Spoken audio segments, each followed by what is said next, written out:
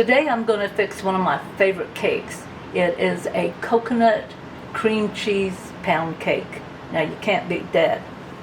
I'm going to use my electric mixer here. What I'm going to do is add 1 stick of butter.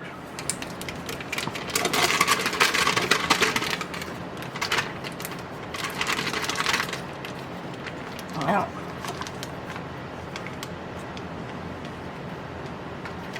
And half a cup of shortening.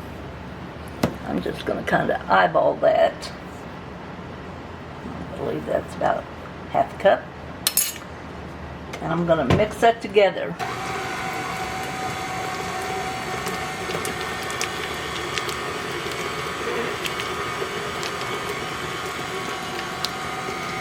And as that mixes together on low, I'm going to then get my cream cheese, which has been setting out for room temperature. Now your cream cheese takes about an hour to hit room temperature after it's been in the refrigerator, so you need to give yourself plenty of time because otherwise it does not mix in well. It goes in lumpy.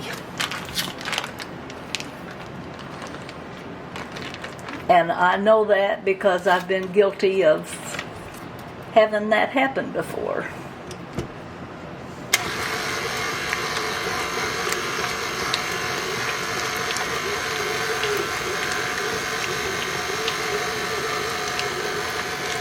Turn that up on medium.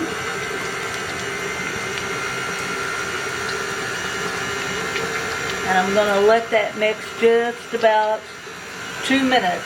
Make sure it's all in there nice and smooth. No lumps of cream cheese in it anywhere. That looks pretty good. Now I have 3 cups of sugar. Is it any wonder that I like this recipe? 3 cups of plain old white granulated sugar. And I'm just going to kind of semi-slowly put that in there.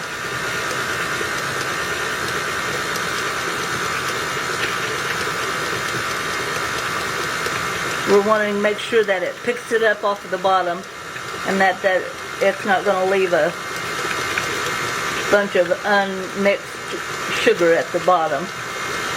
Okay, it has been 5 minutes and I'm going to begin adding my eggs. I have 5 eggs and I'm going to add them one at a time. And you want to beat it just long enough that the yellow kind of smooths in and disappears.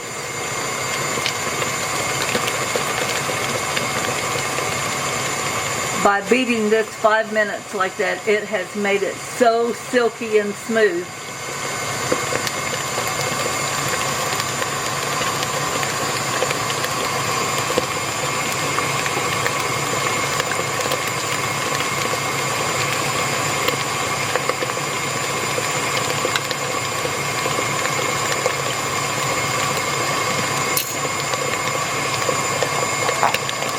Six eggs. Boy, is there any wonder they call it a pound cake. Now you only need to beat that long enough for it to begin to get all of that yellow. And I'm gonna get the sides down so that everything is gonna be beat in there smooth.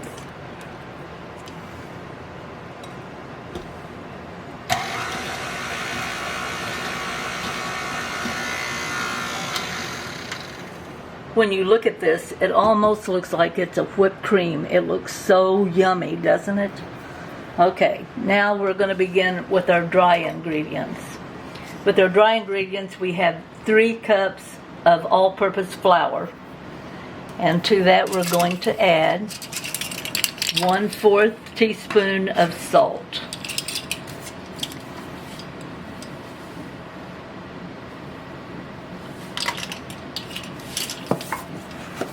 And 1/4 teaspoon of baking soda.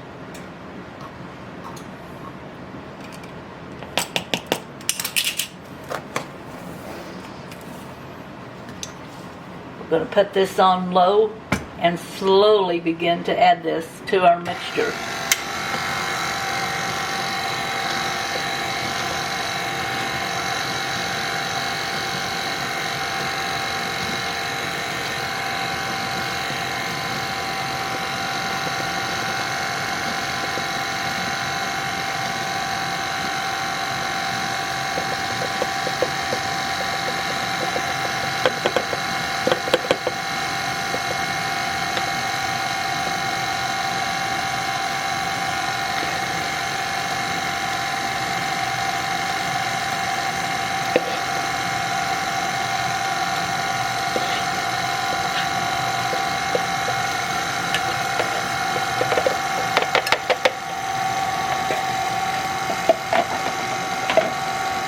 And again, we're going to turn it off and scrape around the side.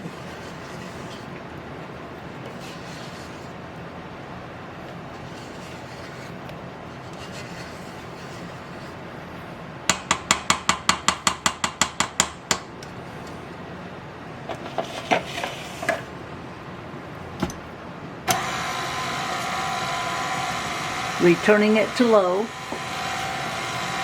we're going to add our flavoring, and it's going to be 1 teaspoon of vanilla,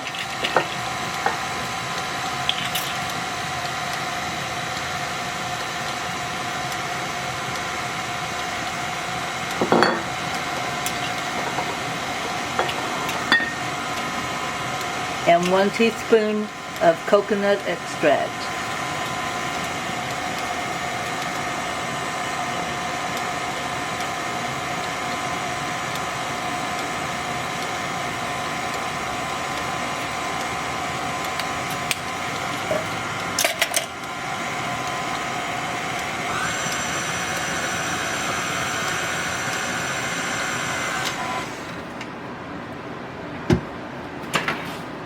I have toasted some, about 6 ounces of coconut.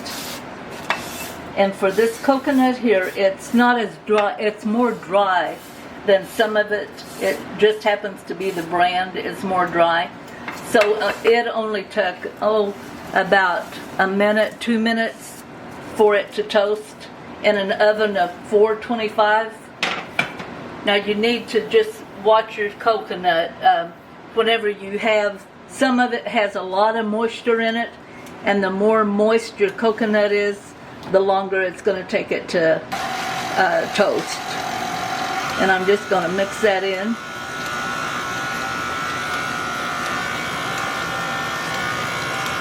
Doesn't take but just a minute or two. Well, actually a second or two. I'm going to get all of my cake batter off of this. You will find that with this cake, you can use it for so many things. It makes a great strawberry shortcake. You can use it for just eat by itself if you want to. We happen to going to be making this to put a curd with it after we get it baked, and that's going to be really yummy. Okay, I'll take that off of there, and you can see how rich, how light that is, and that is just, it's rich. I could eat the batter just like it is. Okay, I'm going to put this in a bunt pan. So I'm going to spray the bunt pan. Now you can get spray that has the flour already in it.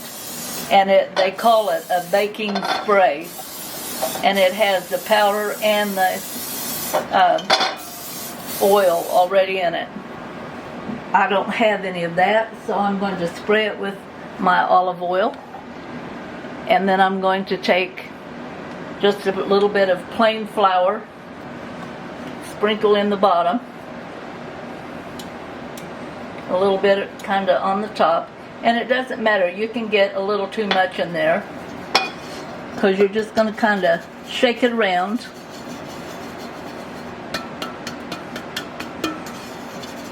This is going to help your cake to keep from sticking to the sides of your pan. And if you notice, this pan has little flutes on it. And in order to get those nice and sharp, you're going to need a little bit of flour up there on them. Make sure you have plenty of oil.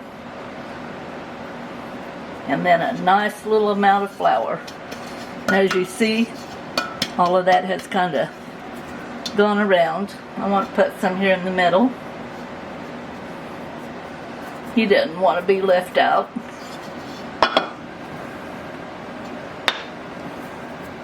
And now we're going to add our cake batter.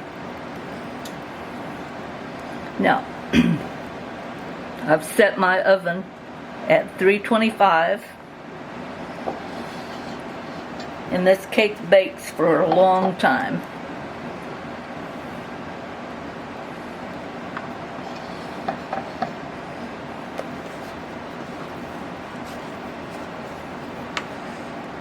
After all, it is a pound cake.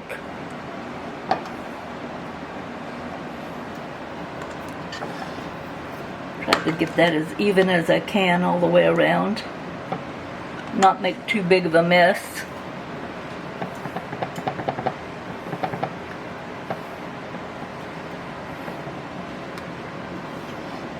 Now this is going to fill it up, all right up to the top. But if you notice, we don't have a lot of self-rising in there. There's only half or a fourth a teaspoon of that baking soda.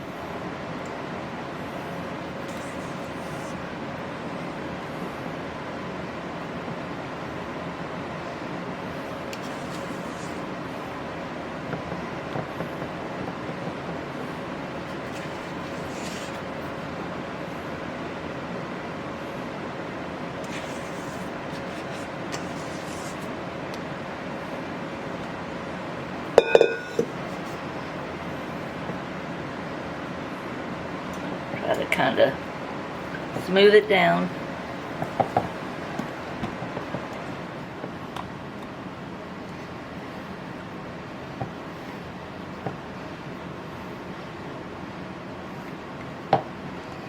Right. Tap it a couple of times on the bottom.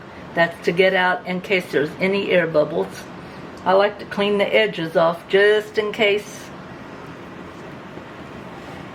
That helps to make it a little easier to get out of your pan.